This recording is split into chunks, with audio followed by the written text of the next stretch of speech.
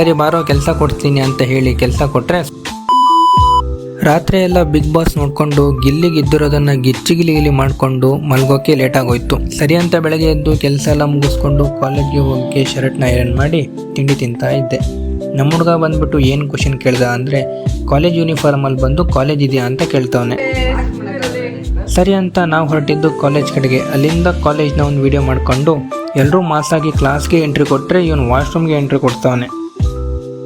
ಮತ್ತು ಬರ್ತಾ ಹಾಗೆ ನೀರು ತುಂಬಿಸ್ಕೊಂಡು ಕ್ಲಾಸ್ಗೆ ಬಂದರೆ 1 ವೀಕ್ ಆದರೂ ಕೂಡ ಯಾರೂ ಕ್ಲಾಸ್ಗೆ ಬಂದಿರಲಿಲ್ಲ. ಮತ್ತು ಹಾಗೆ ಫಸ್ಟ್ ಕ್ಲಾಸ್ನ ಮುಗಿಸ್ಕೊಂಡು ಹಾಗೆ ಸೆಕೆಂಡ್ ಕ್ಲಾಸ್ನ ಕೂಡ ಮುಗಿಸ್ಕೊಂಡು 3rd ಕ್ಲಾಸ್ ತಗೊಳ್ಳಲ್ಲ ಅಂತ ಕೆಲವೊಬ್ಬರೆಲ್ಲ ಮನೆಗೆ ಹೊರಟೋದ್ರು. ನಾವು ಮಾತ್ರ ಕ್ಲಾಸಲ್ಲೇ ಇದ್ವಿ. ನಮ್ಮ ಪ್ರವೀಣಂಗೆ ಯಾಕೋ NSS ಅವರು ಕರೆದಿದ್ರಂತೆ, ಯಾಕಂತ ಗೊತ್ತಿಲ್ಲ. ನಾವಂತೂ ವೆಯ್ಟ್ ಮಾಡಿ ಸಾಕಾಗೋಯ್ತು. ದೇವಸ್ಥಾನದ ಮುಂದೆ ಬಿಟ್ಟಿರೋ ಥರ ಎಲ್ಲರೂ ಲೈನಾಗಿ ಜೋಡಿಸಿದ್ರು. ನಮ್ಮ ಕಲ್ಚರಲ್ RP ಏನು ಕಡಿಮೆನಾ, ಅವ್ರೇನು ಬಿಡೋದು, ನಾನು ಬಿಡ್ತೀನಿ ನೋಡು ಅಂತ ಬಿಟ್ಟರು. ಒಳಗೋಗಿ ಏನೋ ಹುಡುಕ್ತಾ ಇದ್ರು, ಏನಂತ ಗೊತ್ತಿಲ್ಲ.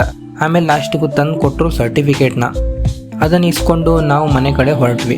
ಕಾಲೇನೋ ಸಿಗತ್ತೆ, ಆದರೆ ಓಡ್ಸಕ್ಕೆ ಬರಬೇಕಲ್ಲಪ್ಪ ಅಂತ ಹೇಳಿ ನಮ್ಮ D ಸೆಕ್ಷನ್ ಅವರು ವಿಡಿಯೋ ಮಾಡ್ತಾ ಇದ್ರು. ಅದನ್ನು ನೋಡಿಕೊಂಡು ಮನೆಗೆ ಬಂದರೆ ಇವನ್ ಕಾಟ ಬೇರೆ.